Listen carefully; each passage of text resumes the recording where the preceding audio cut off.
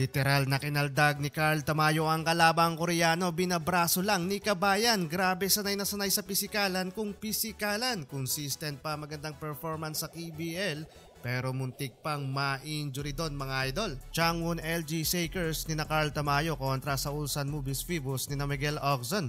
Nakasalukuyang nasa rank 6 na may parehong 4 na panalo at talo. Home court advantage pa mga idol ng Hyundai. Opening ng frame home team to get the first bucket of the game from wide pass ng kanilang local player. Agad nakakasagot ang visiting team. 2 points made naman mula sa kanilang local player sa transition mga idol. Carl Tamayo with the fake and sidestep first field goal ni Kabayan sa laban. 6-0 run para sa LG Shakers, starting to build up ng kanilang momentum pero may pamatay sunog dyan ng home team. 5 straight points din ang naisagot. Gandang hand-off doon, sabay pull-up 3 from wing. Tamayo naman sumagot din mula sa long 2 points abante. Sa 3 puntos kalamangan ng LG Shakers. Last minute pahinga muna sa bench si Carl na may 4 points and 2 assists at tabla sa 17 points ang tala sa scoring. Second quarter, kinakaldag na ng import ng LG ang big man ng kalaban sa shaded area and hook shot pa. 4 straight points mga idol para sa Egyptian import ng LG Shakers pero 3 puntos naman ang naisagot ng home team, balik sa 1 point ang kalamangan. Habang kayod kalabaw naman ng kanilang import ng LG Shakers, mag-isang kinayod mga idol ang puntos sa ilalim. Open drive naman mula kay Carl Tamayo, butatanga lang ang inabot sa panaman niyan big man import ng home team.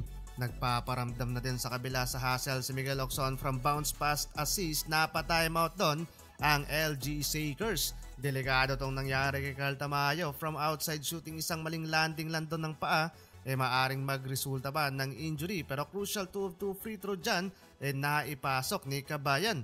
End of first half lamang na mga idol ang Ulsan Movies Phoebus. Third quarter tayo mga idol, tuloy-tuloy pa rin ang pagbubutas ng kalaban from long range shot at pull-up jumper sa harap ni Carl Tamayo. Eto pa, another corner 3, lumobo na mga idol sa double digit ang advantage ng kalaban. Halfway ng quarter, takeover mode ang main center ng LG Shakers at nakapag-draw pa ng foul. Finally balik sa visitors ang kalamangan. Plus another and 1 basket from 3-pointer ng local player ng LG assisted by Carl Tamayo.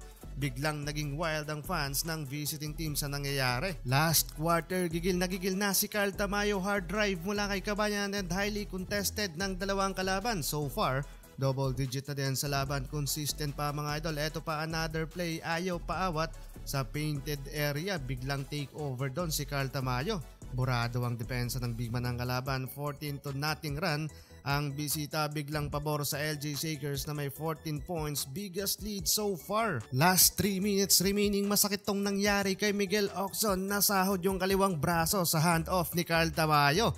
Nagtala lang siya doon ng 2 points sa loob ng 12 minutes playing time. Laking tulong naman mga idol yung pag-take over ni Carl Tamayo dito sa last quarter at na-control nila ang laban. 3 winning streak para sa LG Shakers.